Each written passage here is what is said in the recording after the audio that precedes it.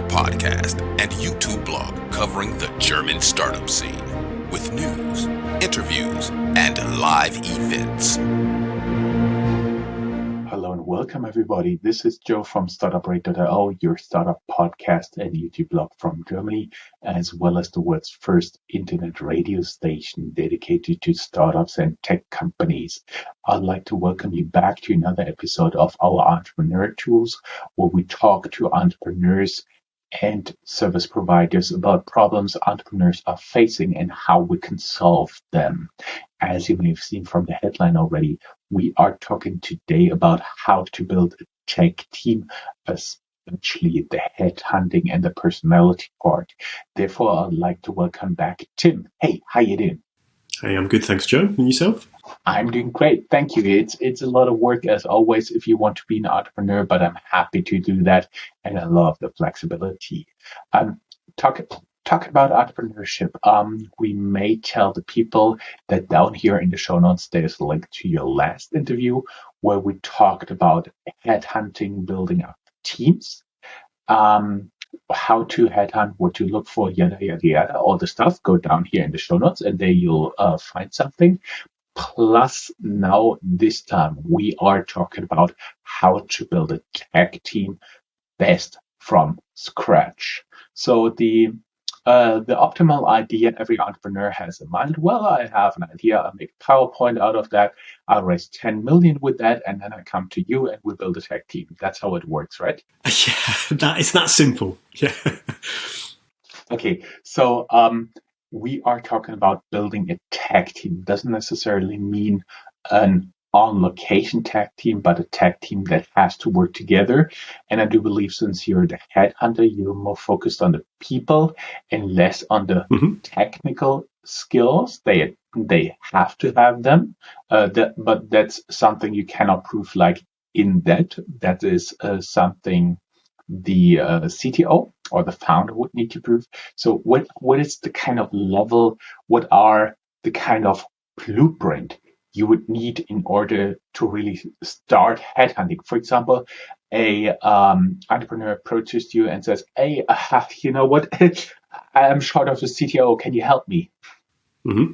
Yeah, I mean, that can be the case, absolutely. I mean, it really depends on where the company is in terms of its journey, right? And what sort of size it's at. So, I mean, if you're obviously, if someone comes to me as a founder and they want a CTO, then, and this is perhaps their first or second employee, then that's a completely different search to an organization that, perhaps has been going, 1, 2, 3, 4 years, has funding, Series A, B, and wants a CTO. What is already there? Is there a tech stack decided on? Is there a product? Is this a software startup or is this an e-commerce startup? So obviously the situation differs, and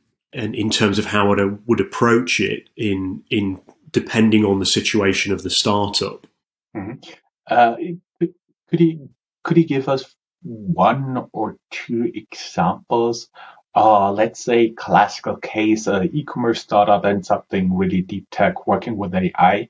It's both startups are very new. We're focusing a little bit more on the newer startups here, even though we have scale-ups and bigger tech companies here in the interview as well.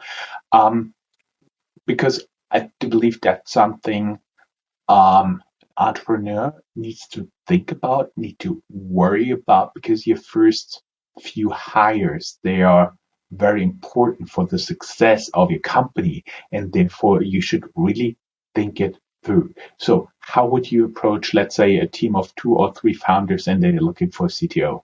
I mean, I would, so first of all, I mean, they need to always think about why, right? Why are you hiring this person? What does this person need to do? What skills does this person need to have? And then I'd look at the human skills of, okay, well, what are the values and behaviors that this person needs to encapsulate to be the right person for this for the startup, because that's also important. It's not just the right people for the right role, but for the right company as well. So these are things that need to be taken into consideration. The skills, the experience, but also the human side, the values and the behaviors of this person. So I would say that if somebody's coming to me, what they need to be clear on, what helps me is that you've got to have a number of things fixed, right? The first thing is, just as you would present for a pitch, I need to have the company presentation, right? What is your company about? What problem are you trying to solve? How do you solve it? Who are your customers going to be? What is the market? So that I can actually go and find those people, right? That I can present this and get people excited. I need to understand what it is that you're doing, so I can entice and sort of inspire a candidate, because you're probably not going to be able to do it with money at this stage as a startup. You're not an enterprise client, so you need to sell to people's emotions and their get them bought into the vision and the purpose. So we need that. We need to know what your company does. Also, then I talked about this, is what are the company values if you have them, right? So what are you looking for as a person? Are you looking for someone? What could it be, right? Could it be integrity? Could it be gratitude? Could it be entrepreneurial? Could it be teamwork? Whatever those values are, what do you want me to find? How do you identify someone to fit your company? Then we need the job description. What do you want this person to do? Are they actually going to be? Is their role setting up the architecture, of the tech stack? Deciding on on all the tech, right? What are the main programming languages you want to use? What are the, are you going to be, is this cloud? It's got to be cloud based in this day and age. Is it going to be Google? Is it going to be Azure? Is it going to be AWS? These are the things that you want to think about before perhaps you get somebody in place.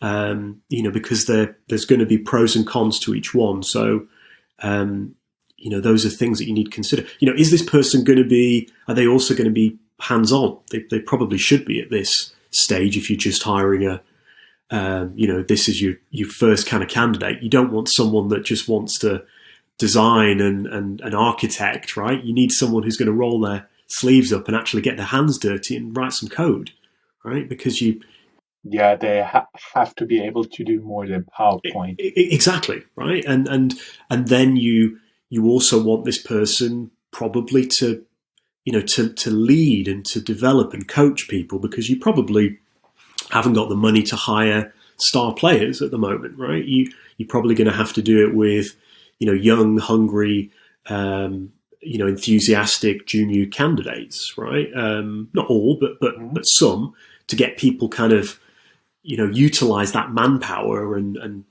inspire them and drive them towards completing a vision, which will be getting your prototype developed as quickly as possible.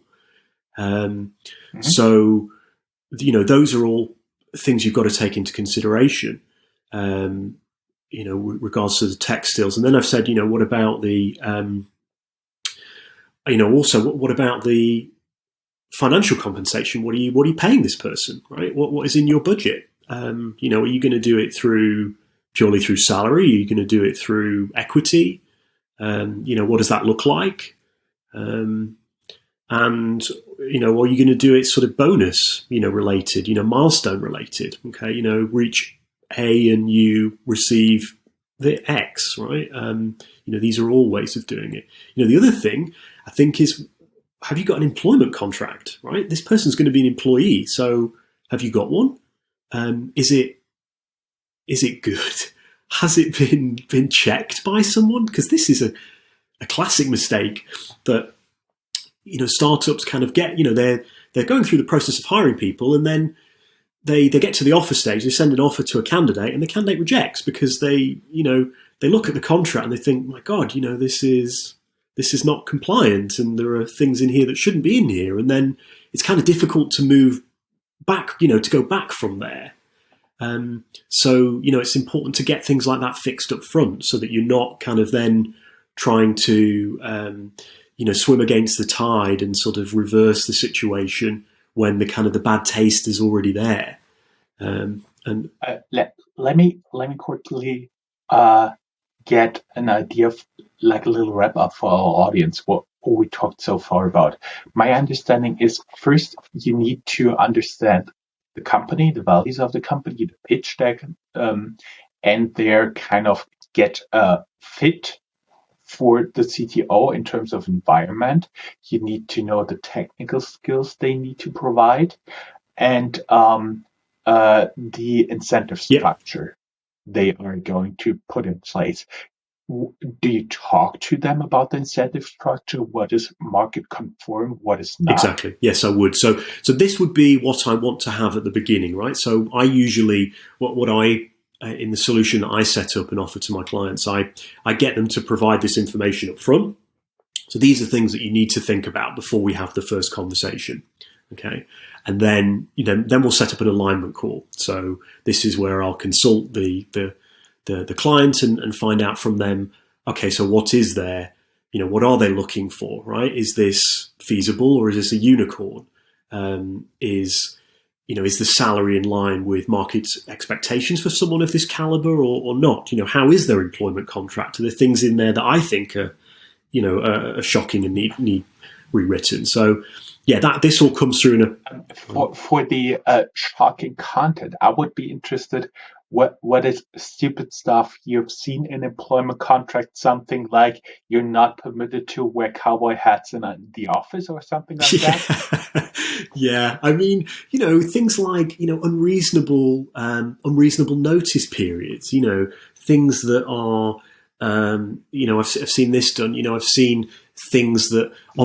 notice period, so you want to leave your job and you have notice period of something like 12 months or only at the end of a quarter, something like that? Yeah, I mean, exactly. You could have, 6 months, for example, that's a long time, or, perhaps if it's sort of like 1 day, for example, you also sort of get people, and there are obviously restrictions in Germany. Germany's a different country with different employment regulations, right? And you can't, this is sometimes difficult when you get companies from the US who are setting up entities in Germany, and they need to be educated on, you can't have that in the contract. There are things like, paternity leave and maternity leave are it's legal here, and there is a certain... Yeah.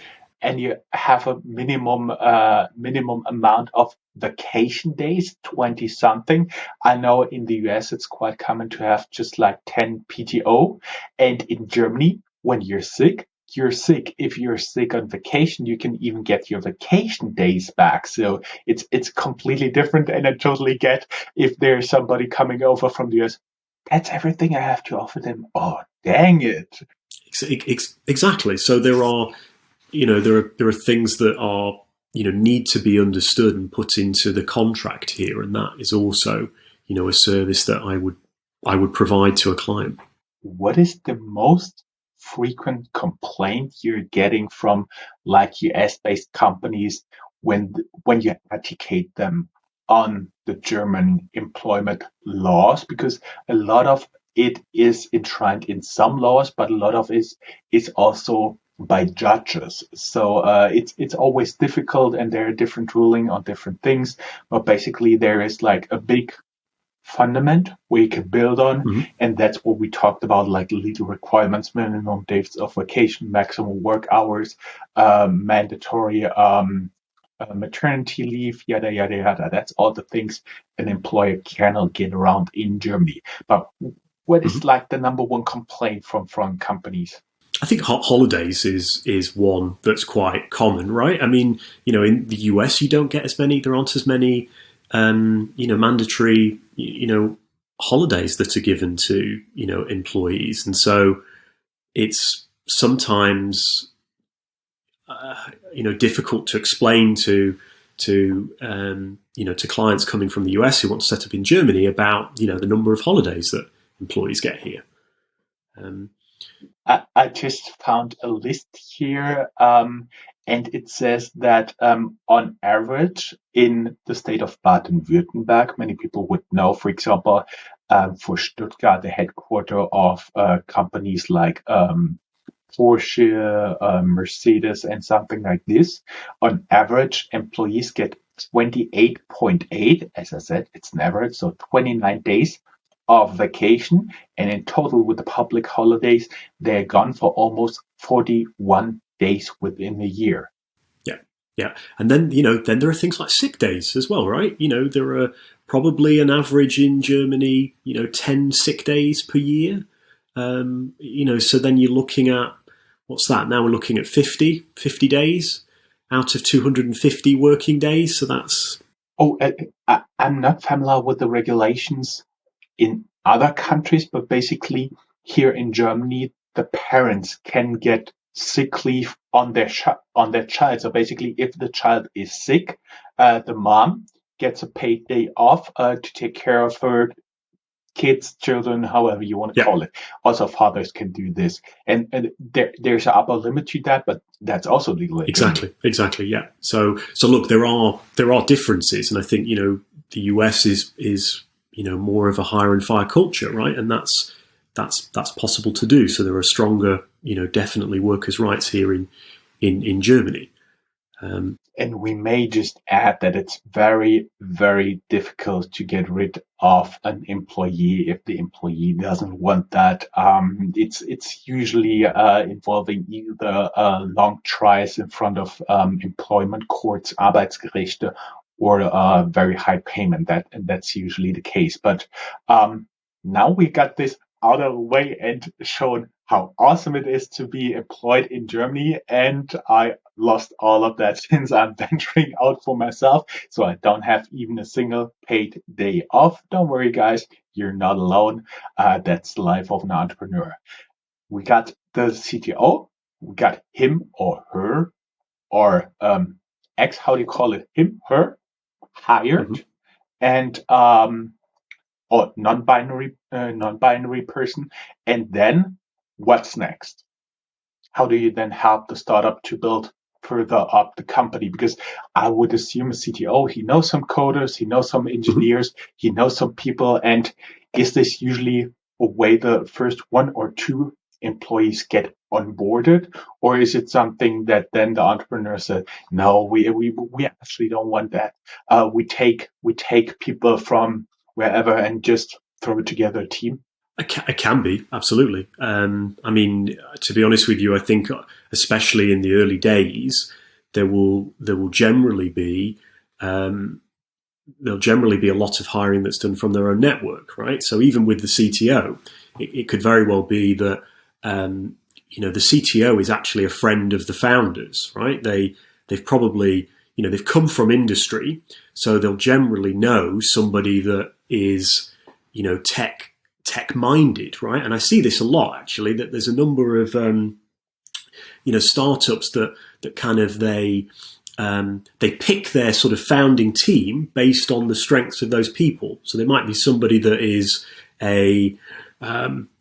if it's an insurtech company, right? So there'll be somebody that is the kind of insurance expert as a co-founder. There'll be somebody that is the tech expert as a co-founder to take care of the actual the product tech that they're building, the software or the platform. And then there might be someone who's comes from marketing or sales, right? That will be the kind of the chief sales officer or chief marketing officer. So that's one way of doing it, is that founders will have already thought about their strengths and weaknesses and kind of pick their core team to start with to to provide a right balance of this, and that may continue for the early hires, right? That they then know somebody, the CTO, as you said, they've worked with someone they know and trust, and they get that person in to start. And this can happen using your own network. Would you encourage? I honestly, in terms of there is part of the team forming time that is just not there. Teams can perform faster if the people already know each other. Is that something you would recommend, or say, you have to look at this? I would, right, in the beginning, I would recommend people using their own network to start with, and I actually don't very often work with companies beyond us, below sort of like 5 employees, right? Because they don't have the money, and I wouldn't actually recommend. I work with clients that I believe I can provide value to, and it's not that I can't provide them with value, but it's they need to be very careful about their spend at the moment. And so if they can find someone through their own network, great, do it. And as you said, right, also translating into you're an expensive headhunter. Well, I mean, no, I wouldn't. I don't even believe that. I don't think I am, but I can go into that later. But I think in general, it's a service that is it's a cost, right? And so as an entrepreneur and so that's just started up, you're looking to save money, right? You're being prudent, and if you can outsource something, outsource it. If you can do it yourself, do it yourself. If it's sort of efficient to do that, and if you can find someone from your own network as opposed to paying a headhunter for it, and have a good result, then great, do it. But obviously, as that company scales, you can't keep doing that, right? You only know so many people. You only have so many first connections, second connections, and there's a finite amount of people that you can do. And obviously, as it gets bigger and bigger, you need more experts, and you don't know all those experts. You can only know so many people. So you start having to go outside of your circle. And that's where someone like myself comes into. I have a larger network, and I have a different network, and I can find people and test people that you don't have the time to do because you're trying to grow your user base. You're trying to get investment. That's not what I'm here to do. I'm here to find you talent. So, you go to experts like me. If I would now get a little bit further, number 4 would be get familiar with the restrictions, with legal restrictions for the employment contract. Get an employment contract for your tech employees, for your CTO. Next one would be number 5 would be take the network of the CTO to get tech talent. And then I would now deduce somewhere around like 2-digit employees, a company around 10 employees. That is the time you can really think about an external headhunter, because on average, as you've seen, there is an end to the network of the founders, and then you need external help in further developing the tech team, right? Could I just take it back a little, Joe, and just to, you've said, okay, so don't use a headhunter when it comes to, I've said, okay, sorry, you didn't, it's not what you said. I was saying it perhaps might be better to use your own network to start with. That's fine. But what I would consider is perhaps using, getting advice on, and this is where I help startups, is, okay, what about your hiring process, right? So, okay, I perhaps haven't, you don't necessarily need me to find your people, okay? You've got your network, that's fine. But, okay, what is your hiring process, right? What are you testing for? How are you testing for it? How are you measuring it?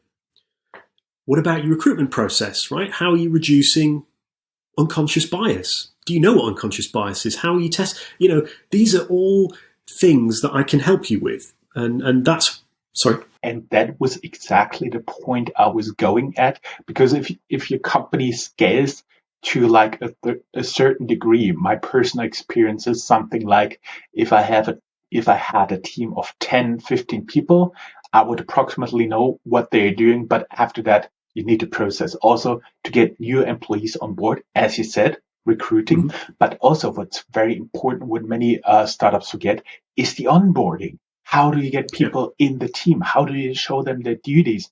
How do you make them familiar with report this to that, report this to that? And if you see that, stand up and sing in the room or something like this. That is something people need to think about. Entrepreneurs need to think about. And it's very dry. It's very boring, but there are a lot of good examples out there for this stuff. Do you have some recommendations, or can you provide me with a few links that I can link down here in the show notes for people just to start thinking about this, a hiring process, hiring policy, onboarding process, something like this?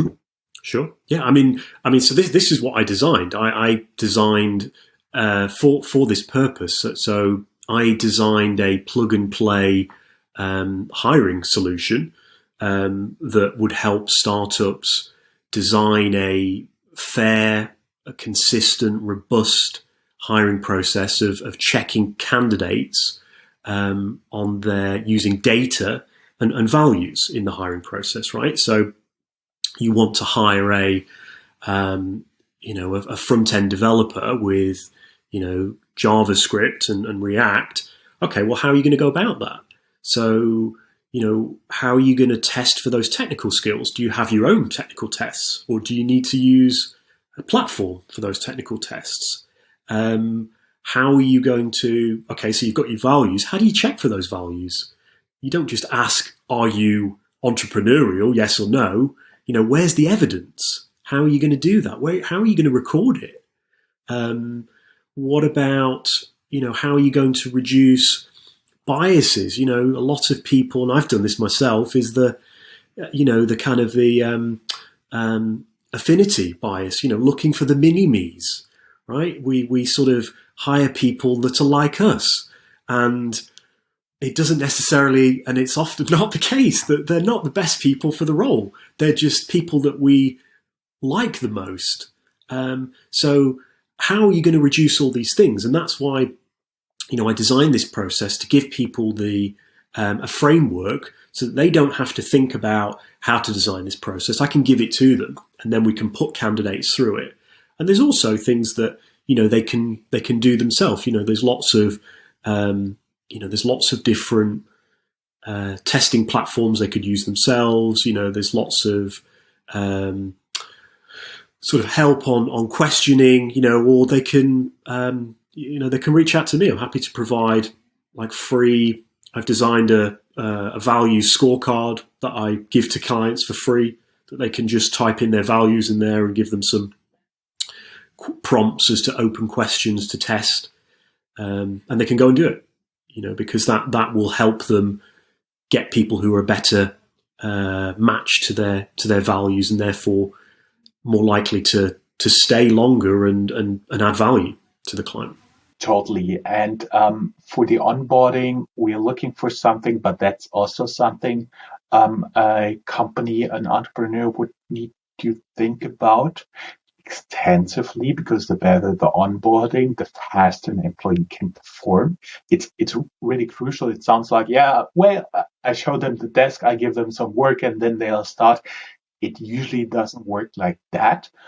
But now we got to the stage. Okay, this is how we hire a CTO. This is how you may or may not use his or her network, and then we get into like a hiring policy, onboarding, yada yada yada, and that is basically the process of growing up a tech team from the little bit more administrative side. Could you also add a little bit of experience, what worked, what didn't work, in order to build up a great tech team? Yeah, I mean, I think I think we've talked about some of them, right? Sometimes when you're, as I said, sometimes people don't they don't hire objectively, right? They hire on a CV, and they sort of rely on or they've not been able to eliminate bias. And I'll give you a good example. So, just because somebody has been a developer for 8 years doesn't necessarily mean that person is right for your team.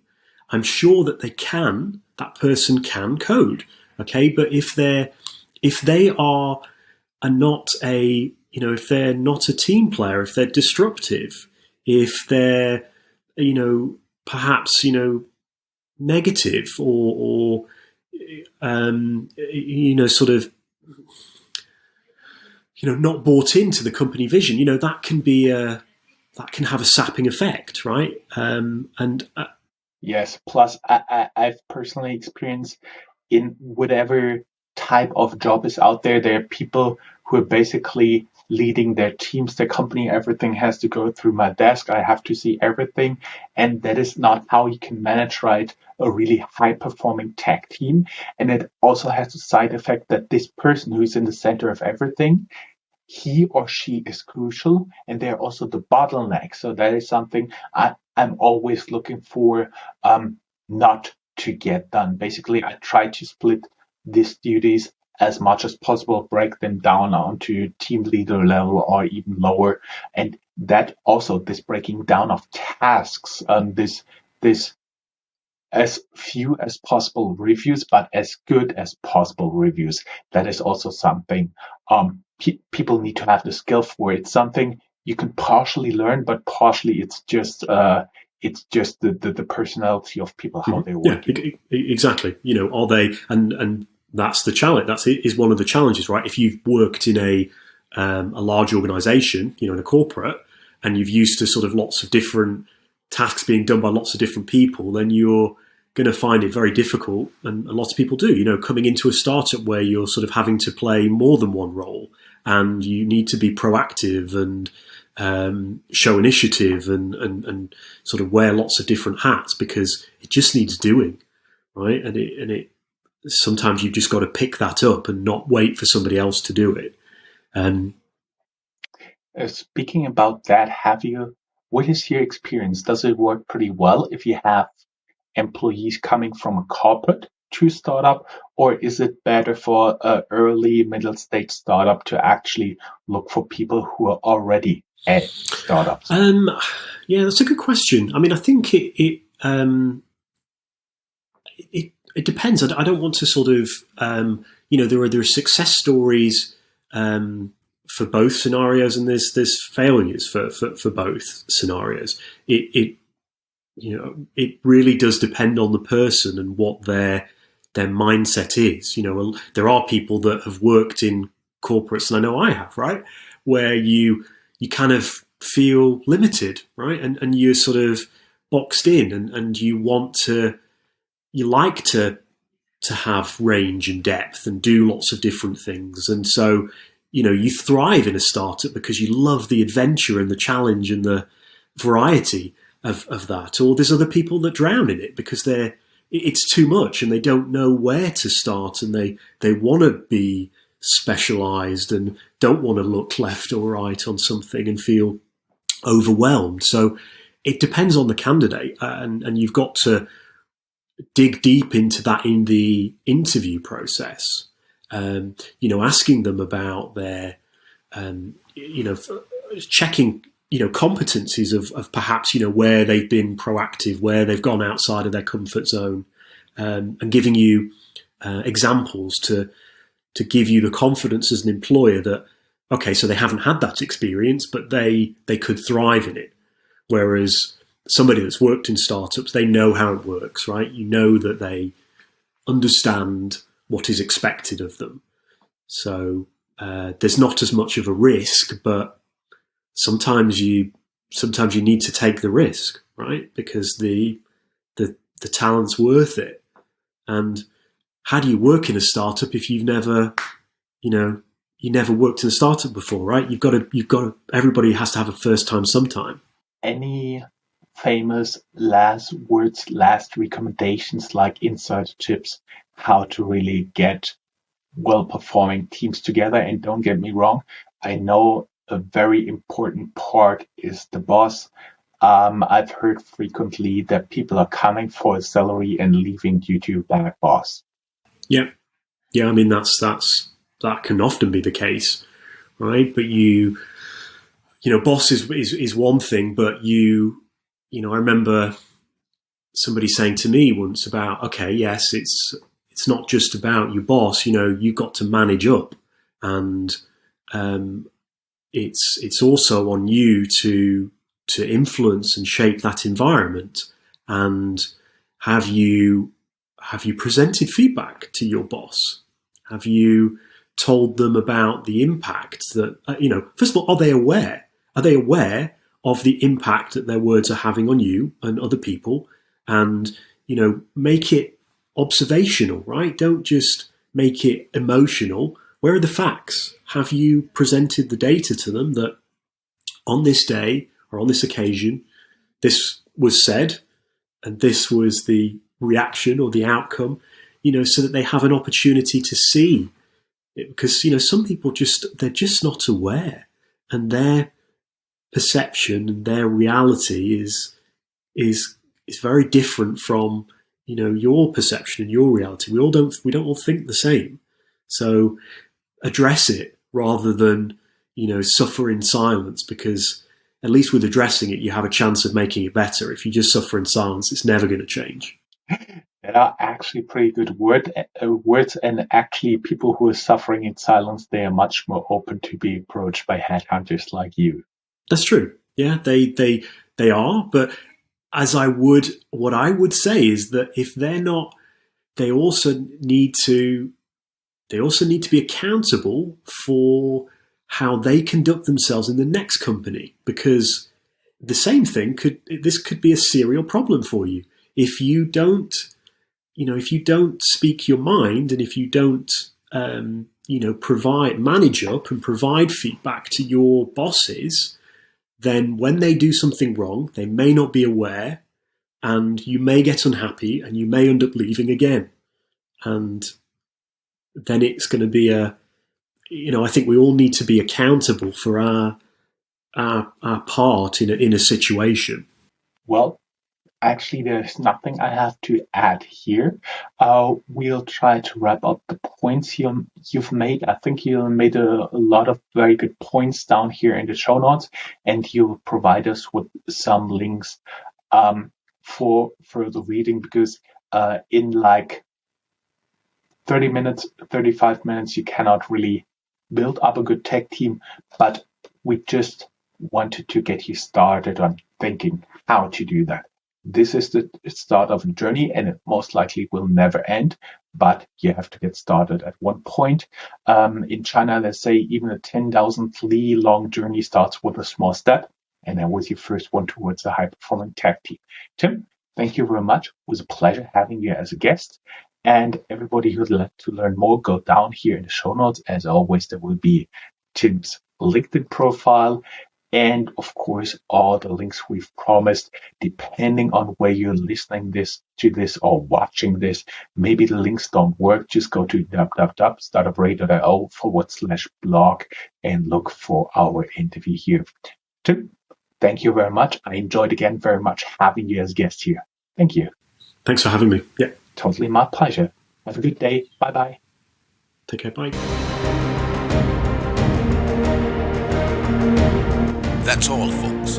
Find more news, streams, events, and interviews at www.startuprad.io. Remember, sharing is caring.